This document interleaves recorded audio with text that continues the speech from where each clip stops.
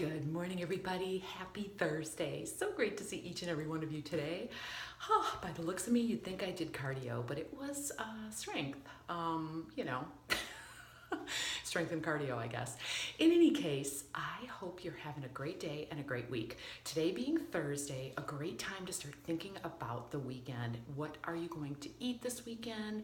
Do you have it planned out? Do you have events? Do you have parties? Are you going away? What's happening? So really just taking a moment to think about what your goal is and keep it in front of you.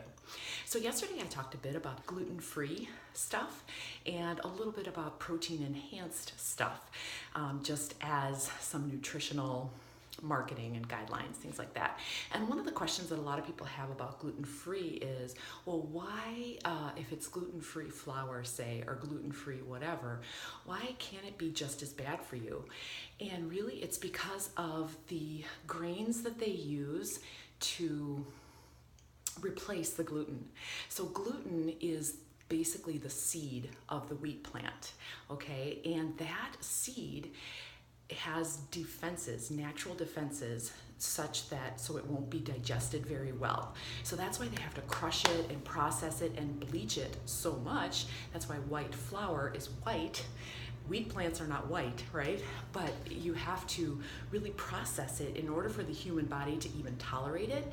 And most people still have a reaction to it, albeit very mild for a lot of people. So it can cause brain fog, it can cause autoimmune type disorders because that gluten germ gets out of your gut. It actually leaks out into your system. It's what's called leaky gut, and we can talk about that another time.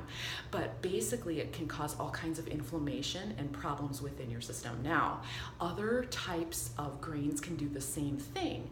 So just by pulling out gluten, a lot of people will feel better, but sometimes the other grains like corn, rice, trying to think of some of the other examples of different grains that they then substitute back in to gluten-free flour, some of those things can have a similar reaction. So people may initially feel better pulling out gluten, but then start substituting in these gluten-free products and start to feel worse again because of the reaction that they still have to grains in general.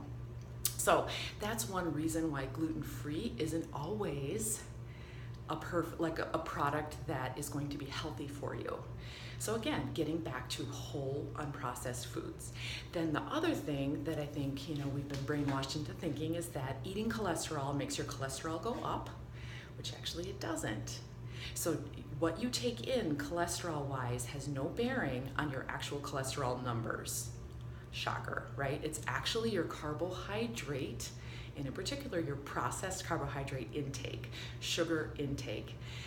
That is what influences your actual cholesterol numbers, which is crazy. So, since the probably early 70s, 80s, we've been told to avoid egg yolks, avoid all things that have high cholesterol. And by the way, also go fat-free, right? So fat-free does us no favors because what happens when you take the fat out of something is it tastes horrible. So you have to put something back in. What is that? Sugar, typically. So fat-free dressings, fat-free mayo, fat-free sour cream, whatever.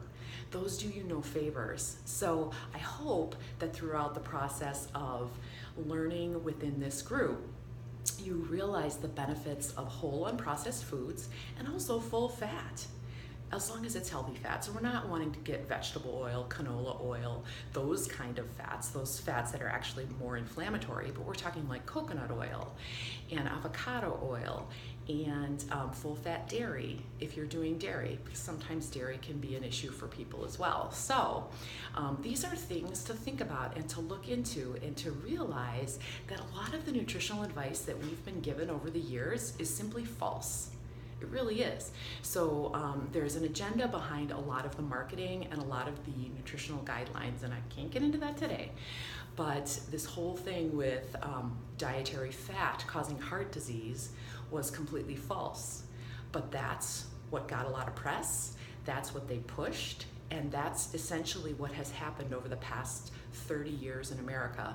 And what has happened to heart disease, diabetes, and all kinds of cancers and other autoimmune disorders, They've gone from relatively low levels back in the 50s and earlier, before all this nutritional advice came out, and it's gone upward in what's the word? I can't think of it. Basically, never seen before numbers. And we're seeing it around the world too as they've followed suit in our nutritional advice. So it's one of those things where you have to stop and think like, well, does this make sense? Does it make sense that dietary fat would cause heart disease when heart disease was super low when people were eating full fat? And heart disease has gotten astronomical in our day and age. Kind of makes one sit back and think like, that really doesn't make sense. So I hope that's helpful to you. Again, this information is stuff that I've been listening to over the past few months, and I do want to bring you as much current information, cutting edge, and stuff that you can ponder, think about, and research for yourself if you are so inclined. All right, you ladies, have a wonderful day. Get your workout on, get your shake going, and have a beautiful Thursday. We'll talk again tomorrow. Bye-bye.